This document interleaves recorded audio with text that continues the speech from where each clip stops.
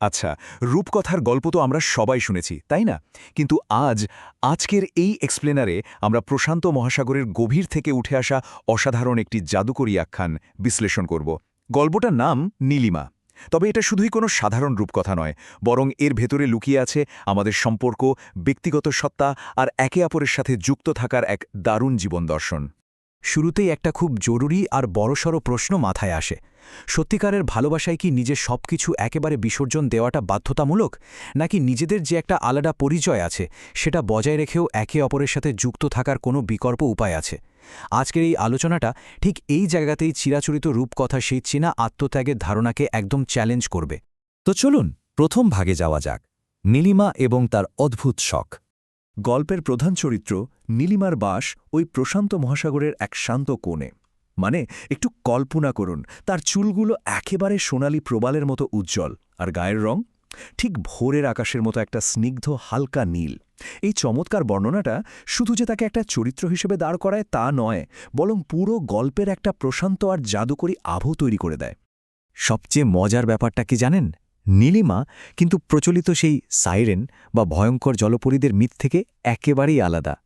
সে গান গেয়ে নাবিকদের মোহগ্রস্ত করে ধ্বংসের দিকে ঠেলে দেয় না। এর বদলে ডাঙার পৃথিবীর প্রতি তার ভীষণ প্রবল একটা কৌতূহল।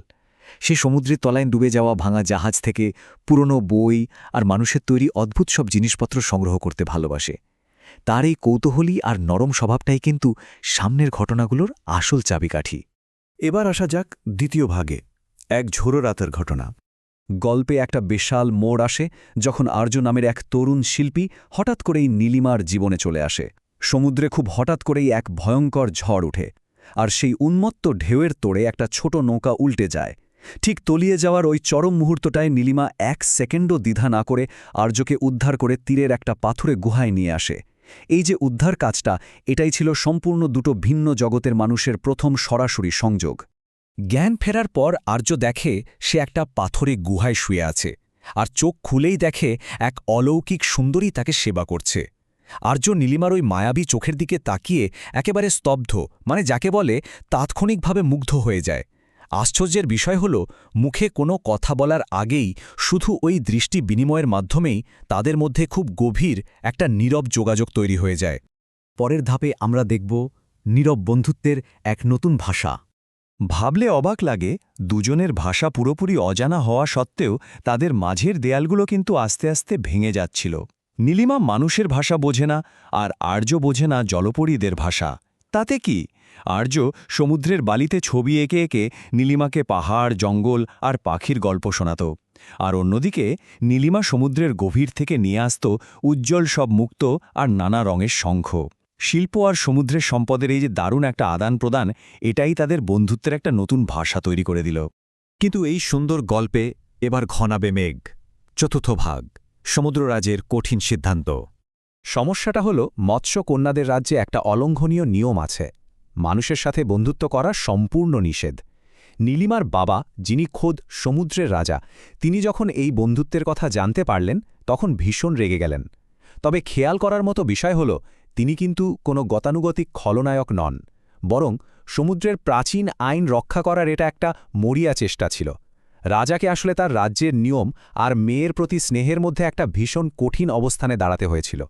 রাজার নির্দেশটা ছিল ঠিক এই রকম: হয় তুমি সমুদ্রের তলায় ফিরে এসো, নয়তো মানুষের মতো চিরতরে ডাঙায় থেকে যাও। কিন্তু মনে রেখো, ডাঙায় থাকলে তুমি আর কখনো তোমার পরিবার আর সমুদ্রের শীতল জল পাবে না। কথাগুলোর ওজন একবার চিন্তা করে দেখুন। নীলিমার কাঁধে এমন একটা চূড়ান্ত সিদ্ধান্ত চাপিয়ে দেওয়া হলো, যেখানে যে কোনো একটা পথ বেছে নেওয়ার মানেই হল নিজের অস্তিত্বের একটা বিশাল অংশ চিরকালের মতো হারিয়ে ফেলা। এর পরের অধ্যায়টা হল ম্যাজিক শঙ্খের চিরস্থায়ী বন্ধন। এখানেই নীলিমার আসল বুদ্ধিমত্তা আর দর্শনের প্রকাশ পায়। সে আর্যর চোখে ভালোবাসা দেখেছিল ঠিকই, কিন্তু নিজের জন্মভূমি ওই বিশাল সমুদ্রকেও সে অসম্ভব ভালোবাসত।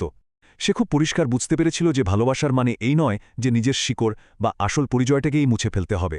নিজের অস্তিত্ব বিসর্জন দিয়ে যে সম্পর্ক তৈরি হয়, সেটা আসলে কখনো সম্পূর্ণ হতে পারে না। তাই সে নিজেকে হারিয়ে না ফেলে সম্পূর্ণ ভিন্ন একটা পথ বেছে নিল। তো তারা কি করল? শেষবারের মতো দেখা করার সময় নীলিমা আর্যকে একটা উজ্জ্বল নীল রঙের ম্যাজিক শঙ্খ উপহার দিল। তাদের মধ্যে একটা অলিখিত চুক্তি হলো, যখনই সমুদ্র শান্ত থাকবে আর পূর্ণিমার রাত আসবে, আর্য সৈকতে দাঁড়িয়ে ওই শঙ্খটাকে ঠিক বাঁশির মতো বাজাবে, আর সেই জাদুকরি সুরে নীলিমা জলের উপর মাথা তুলে নেচে বেড়াবে। এই চমৎকার আপোষটার মাধ্যমে তারা কিন্তু তাদের চিরস্থায়ী বন্ধনটা ঠিকই বজায় রাখল। আর সবচেয়ে বড় কথা, কাউকেই নিজের আসল বাড়ি বা পরিচয়টা ছেড়ে আসতে হলো না। এবার আসা যাক একেবারে শেষ ভাগে, ভালোবাসার প্রকৃত অর্থ। এই পুরো গল্পটা আসলে আমাদের কি শেখায়? এটা খুব সুন্দরভাবে প্রমাণ করে যে ভালোবাসার মানে কাউকে জোর করে অধিকার করা বা তাকে নিজের মতো করে পুরোপুরি বদলে ফেলা নয়, বরং সত্যিকারের ভালোবাসা হলো এমন একটা বন্ধন যেখানে একে অপরের সীমানা আর নিজস্ব সত্তাকে খুব গভীরভাবে সম্মান করা হয়। নীলিমা চিরতরে মানুষ হয়ে যায়নি, আবার সে আর্যকেও ভুলে যায়নি। একটা সুস্থ সম্পর্ক তো এভাবেই নিজেদের আলাদা ব্যক্তিসত্তাকে উদযাপন করে, তাই না? আজকের এই বিশ্লেষণ শেষে শুধু একটাই প্রশ্ন সামনে রেখে যেতে চাই, সত্যিকারের ভালোবাসা কি কাউকে জোর করে নিজের কাছে আটকে রাখা, নাকি তার নিজস্ব সত্তাকে সম্মান জানিয়ে দূর থেকেও চিরকাল তার পাশে থাকা? আমাদের নিজেদের জীবনের সম্পর্ক আর সীমানাগুলো নিয়ে এই প্রশ্নটা কিন্তু সত্যিই নতুন করে ভাবার মতো।